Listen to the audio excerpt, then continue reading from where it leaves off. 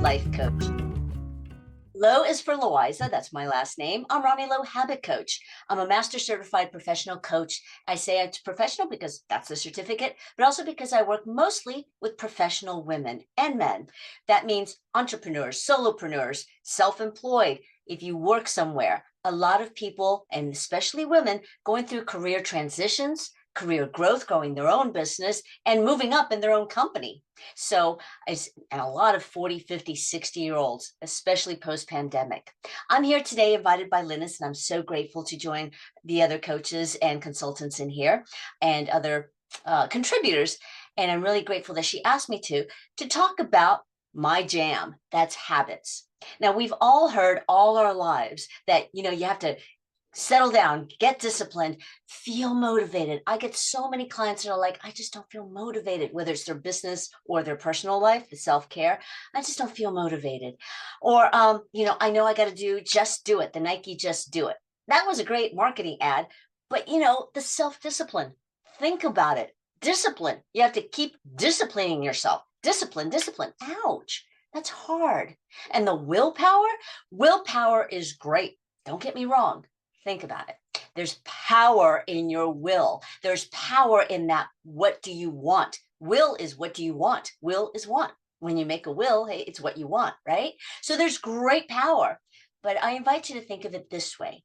Save your willpower for the big things. What do you want in your life, first of all, in your marriage? What do you want as your spouse, for your business, your career? Then the bigger goals, your company. What do you want for your quarter? What do you want for your income? What do you will? That's the willpower. You have to have the power to will it and the willpower to go for those big goals, those big visions. Save it for that. It's like going up the summit. You're halfway up, Yosemite or something. I've got the willpower to make it up there. But getting there, if you're constantly revving up the willpower every day to get something done, make that sales call, get on for the strategy calls, which may excite you, but sometimes making those sales calls, I'm just going by what clients tell me, or do those emails, or go through the budget, or whatever it is. Time management, productivity. You know what you have to do. You know what it is to, okay, am I going to network right now on LinkedIn? Am I going to network on social media? Those things that you have to do every day. You're constantly revving up that willpower. Rev it up. I get exhausted just saying it, and you're probably sick of me saying it. Why? Because it is exhausting. And what I see for my clients, mostly professionals, is that's what leads to burnout. So you've learned a lot in here of different systems and strategies, a lot of self-care through Linus. I help people implement these strategies as habits. One tiny action, a behavior at a time that becomes a habit. And think about it. You are your habits, as you see right here. You are your habits. We are our habits. From the second you wake up in the morning to the minute you go to bed at night, we are a series of habits. Not all habits. We have our routines and we have what we choose to do intentionally. But that's just it. By their very nature, a habit is easy. You don't have to think about, okay, I'm going to go brush my teeth. And how do I brush my teeth? Each habit is made up of little steps that go so rapid fire in your subconscious, you don't think about it. They become a part of who you are and they're natural, therefore they're easy. So the most successful people, I'm going to go on to the next slide. The most successful people are ones who don't rely on on willpower, because they have systems in place. The most successful people already have systems in place, natural, and habits are systems. They have steps. Now, people usually approach a goal three ways, the most common ways. What is the goal? The outcome, the focus. What am I going to get from this goal? They think of that first, and that is the vision and the pinnacle. What is the goal? The second way is the process. How am I going to get there? What hack? What strategy? What program? What challenge or detox or diet? It's how I do it. The third is what I invite you to look into, that it becomes part of your identity. Who am I? What does a writer do? You write. What does a marathon runner do? They run. That's it. No more, no qualification. Those are part of what you intentionally set, your mile markers, your milestones. And you create with me tiny actions that form into habits of getting there. The other two come in place. What do I want and why? How do I get there? But tiny habits that progress you, that drive your day, that drive your work, that drive you to do it more naturally and easily because it's part of your identity. Who are you? So here you'll see, and I'll talk about it, is, oh, that's the wrong one. Okay. In creating a habit, there are four pillars, four main things. It's first of all, you have to have an activator.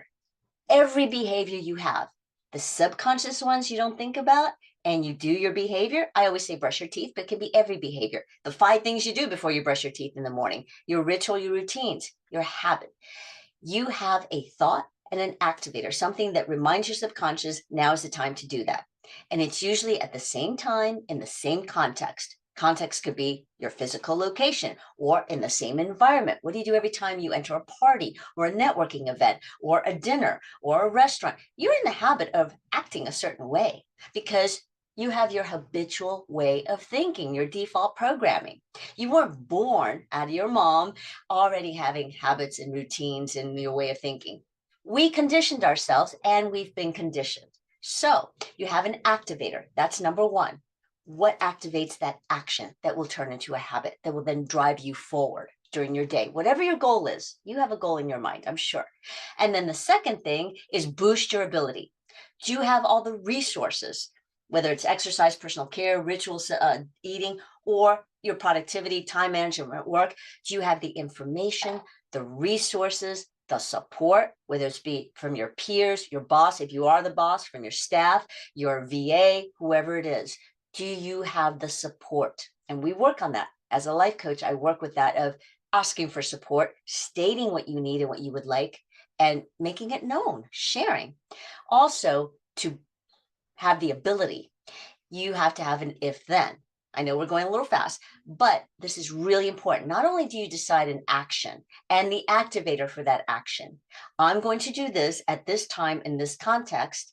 If something happens, because this is life, if my kid's school needs me, if I have to deliver something physically, or if, it rains, whatever it happens, if mud hits the windshield, if this happens, I'll do it then. You already plan for if something happens, a plan B. Plan A, plan B. So for example, if I sleep in, then I'll work out at 4 instead of working out at 8 in the morning.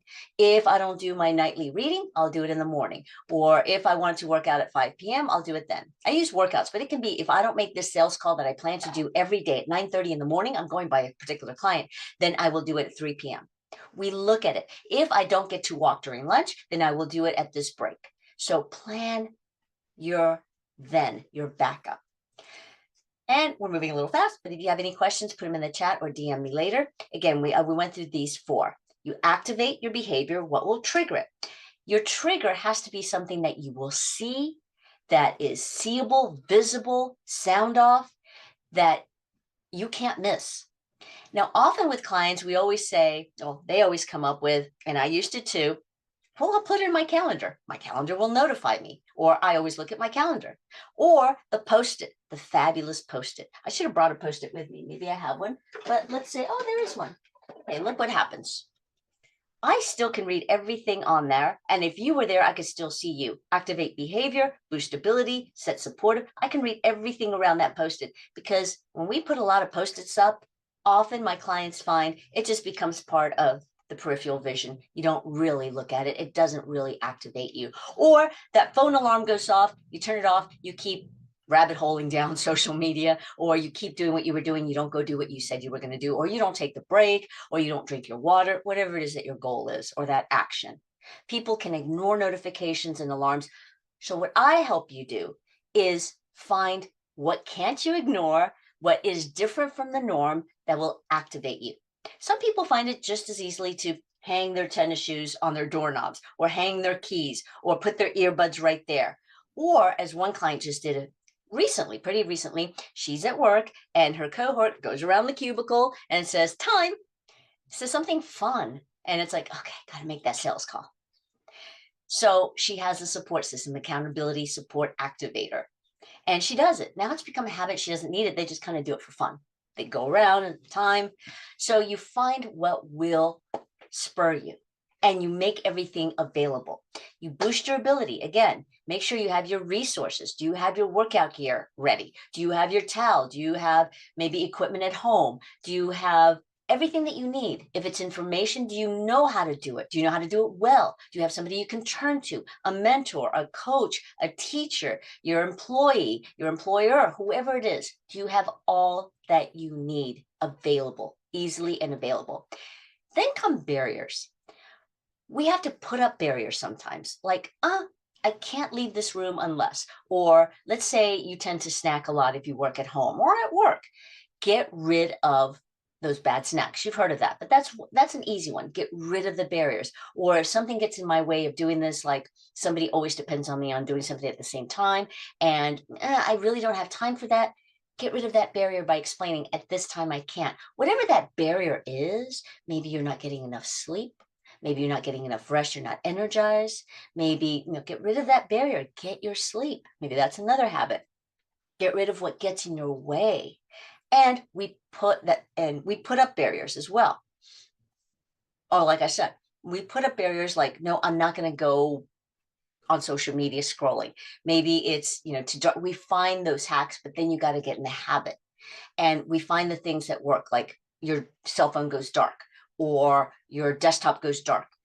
It's been proven that if your cell phone or your desktop goes gray, black and white, you don't really go scrolling or down rabbit holes anymore, because our brains are used to all the colors and bells and whistles. And the more active your phone is, the more notifications you get. You're like in Jersey City, the casino, Atlantic City, you're in Vegas. It used to be like you heard the coin slots. They don't have that anymore. I went to Vegas recently and I'm like, I don't hear the ching, ching, ching, ching, because people don't use coins. They go in and they get cash. So there was a lot of music and it was always loud. I'm like, why is it so loud and then playing this almost distorted music? And it's because they replaced the ching, ching, ching, ching from the coins coming out of the machines. It's got to be so busy that it's a carnival. We are distracted by that. So we find what works for you. We put up barriers and we get rid of any barriers, anything that will get in your way. Set up a supportive environment. Sorry, I have a hair on my mouth. You set up a supportive environment. A lot of times you have to have a talk with your family, with your kids, with your sister, with your friends, or like, when you say, well, I got to go work out, or I'm going to go work out at that time. Oh, you can work out tomorrow.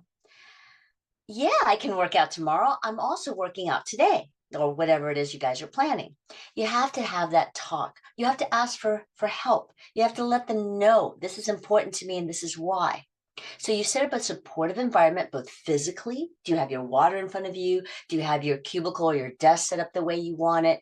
And you have to set up your support with people, your spouse, your partner, your kids, your family, your peers, whoever it is.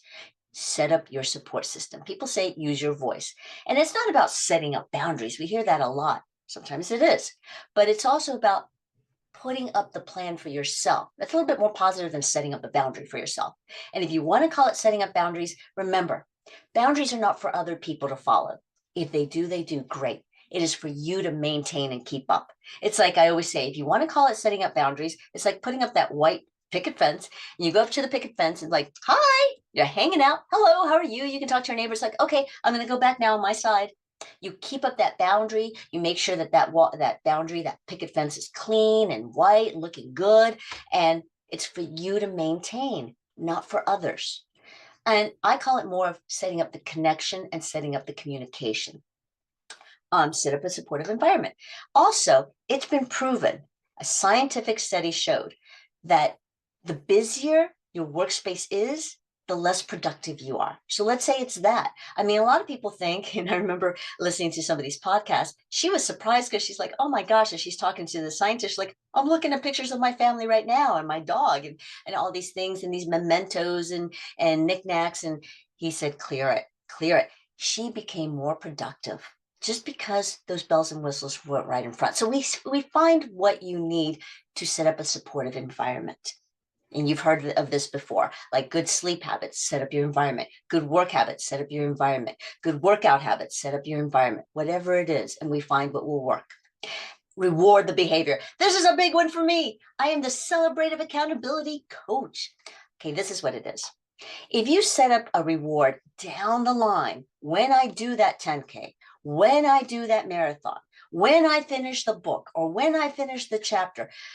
That's a long ways away, and that's a good goal, but your human brain and our emotions want instant reward. That's all there is to it. That's how we condition ourselves. So I set up, this is a basic one, but it can be different things. But the basic one is, as you're on your way to do that thing, that action that becomes a habit, say you're on your way. It could be just deadpan. It could be something you don't want to do. I'll use another client, for example. Her doctor told her, you need to do strength training as well as just walking. Walking is wonderful, but she needed to increase a lot of things because of her high blood pressure, a lot of de-stressing, and she needed to start strength training to boost her metabolism.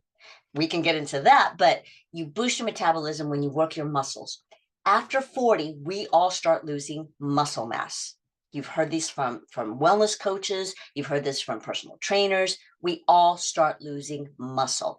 That's why we should strength train, especially women, because strength training boosts your metabolism.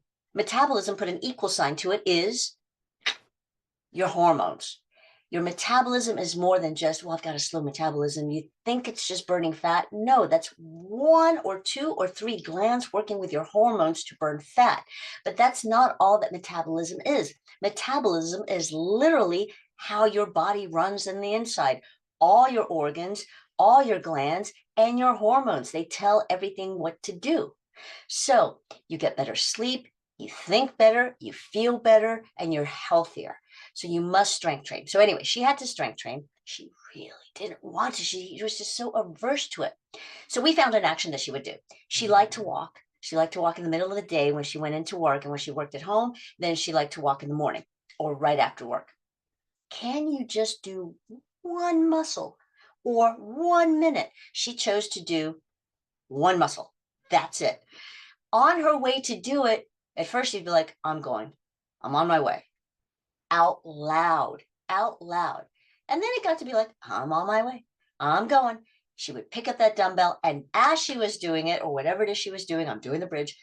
I don't like this, and I'm doing it anyway. Not but, I don't like this, and I'm doing it anyway. It got to be fun for her. I don't like this. I hate this, and I'm doing it anyway. And then she just dropped the I don't like it. She dropped the I hate it. She didn't hate it anymore. She's like, I'm doing it out loud. Why? Because our computer brains hears it and says, noted, capable. That's it, just neutral. Noted, capable. Yes, you are.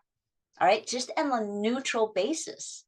And then as soon as she was done, did it, and then she would go for her walk. She could not go for her walk unless she got that one muscle done. And it was taking her anywhere from 1 minute to 3 minutes at the most. One day, when she had just started, like 2 weeks in, I did a 10-minute video. I'm like, that's wonderful. She didn't have to. And I said, you don't have to. That's just bonus, but that's awesome. Just do that one muscle, even if it's for 1 minute. She got up to 7 to 10-minute videos on her own. She would look for it. Her health is so much better now.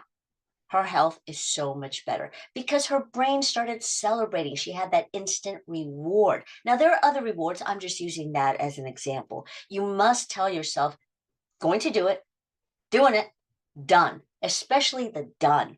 Whether it's with your coach like me, we work on Boxer. It's like, yay. Some people just put a green check mark emoji. Other people like, I did it again, or whatever. Whatever you want to do a happy dance. My thing would always be yay or yay. I just love doing yay. But other people pick other things, the high five in the mirror, whatever it is. Instant reward. When you're constantly rewarding yourself, even if it's just validation, I shouldn't even say even if. When it's validation, your brain gets used to it. Not only is it a reward, and it's the dopamine and the high and the patting yourself on the head, it's also physical. Some people reward themselves by touching. Other people are rewarded by a hug. Other people are rewarded by smell. When it's something physical, your brain attaches the physical, in this case auditory, doing it, done, auditory, and then writing it down in your journal or writing it or texting, it's physical. So that physicality is very somatic, and it attaches it to your brain. So your thought already knows, when I do this and I text, I'm celebrating. It becomes somatic. I know I'm throwing a lot at you, so I know if you have questions, you can get a hold of me and we can talk about your goals and how habits come into play. But I'm just giving you that. Reward the behavior instantly. Maybe have somebody reward you as well. Like, good job, honey. Good job, honey. Here again. Wonderful. Your partner, your kids, whatever it is. Okay, I'm going to go into the next one. Repetition. Support the repetition. Make it doable. Now, many studies show, I'm all into research. I'm constantly reading about habits, which is why I looked for who's a habit coach. And I found there are schools and institutions that talk about the psychology and the science and the forming of habits. So I picked one and I decided to become a certified habit coach, a school in Sweden. It's international. And the things we learned, studies show there's no secret time. You hear all these 21 days to form a habit. You form a habit in 30 days. You'll get there in 40 days or 30 days, whatever it is. There's no promised guaranteed magic number. I promise you that. I can give you the science behind it. It can take the average, and it's not even an average. It can take the range, I should say. The range is from 25 days to 185 days.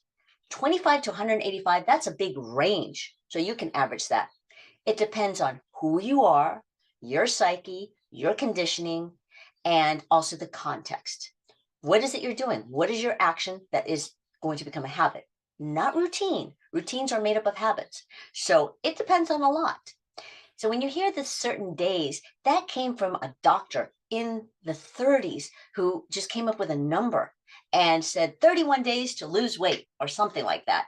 And people love that because it gave you a timeline. Or the 10,000 steps. Somebody came up with the 10,000 steps. It's never been proven scientifically. They think 10,000 steps are great, but there's no scientific 10,000 step, you're so much healthier now. It just became a goal because it's easy for us to wrap our brains around a certain number, our goals, our milestones. For some people, 6,000 steps is enough. It's great. For other people, 12,000 is better. It depends on your body and your health. So again, it's not how many days, it's repetition within those days. So you set up your supportive environment, physical accessibility, and the people, the family, community. That's how you support your repetition, and it's about repetition. The more you repeat, and people of a certain generation will understand this, same bat time, same bat channel. Your brain is used to that. Your brain is used to that. Think of the habits you already have that you don't really think of. It's in the same place, right? And in the same context, in the same environment.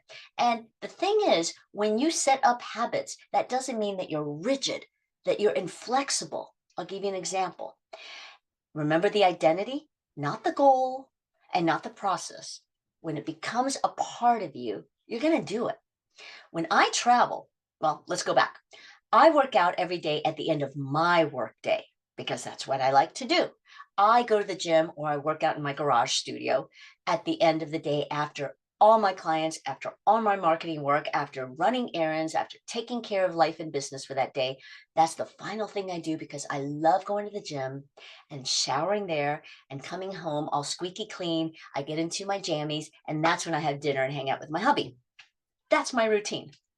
But my habit is working out.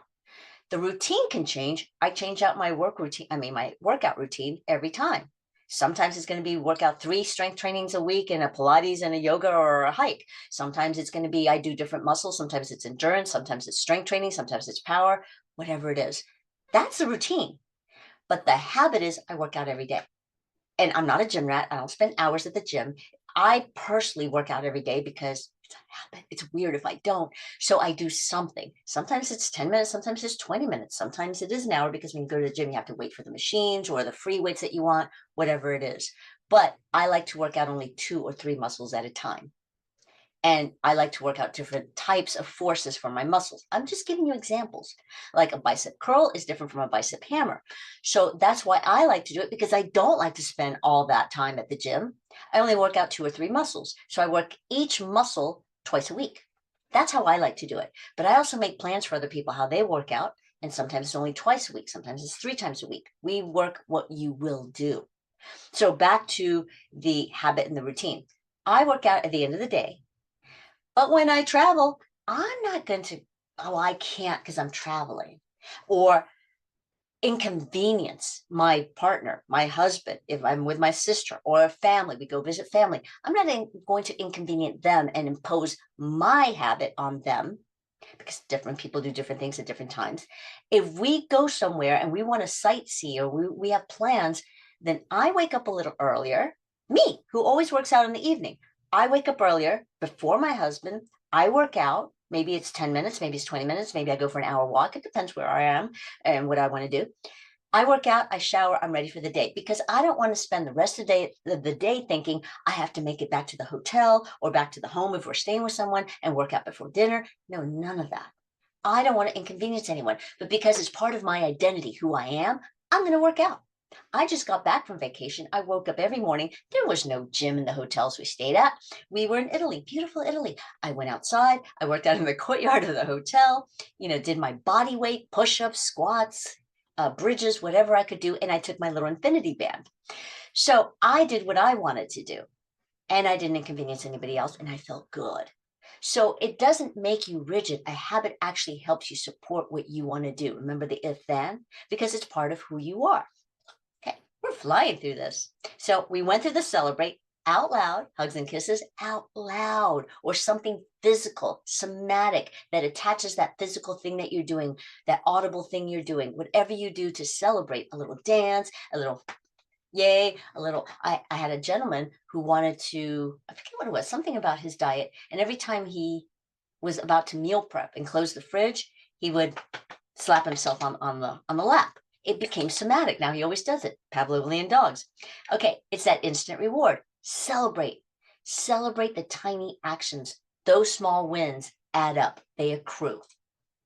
All right, so I've gone through all this.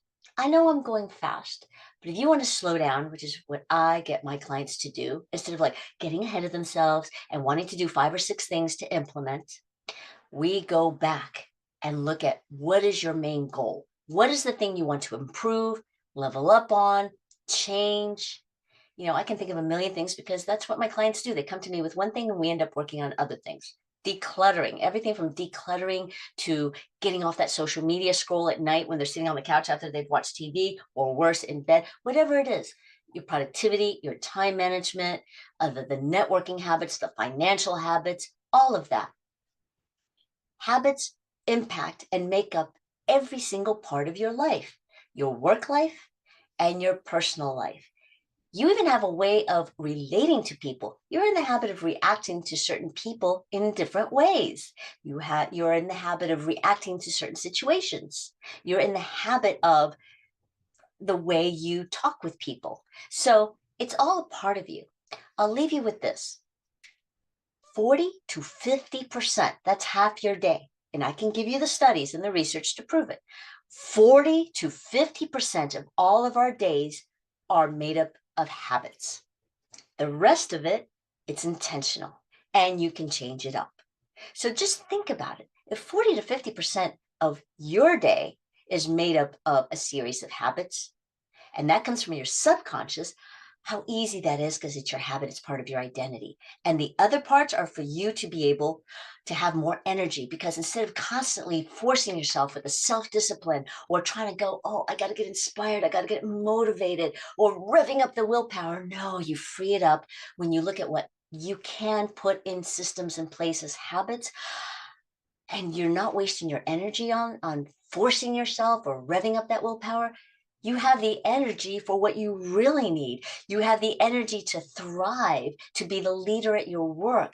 You have the energy to then be able to make those flight or fight decisions. You have the energy to be able to pivot and make decisions on a dime. You have the energy to make those extra calls or to network more or to go on social media or go out and meet somebody to network that way. Or you have the energy for your family. You have more energy for yourself to work out, to play, to do nothing, but you are awake while you're doing nothing and enjoying your environment. You have the energy for your love life and your dating.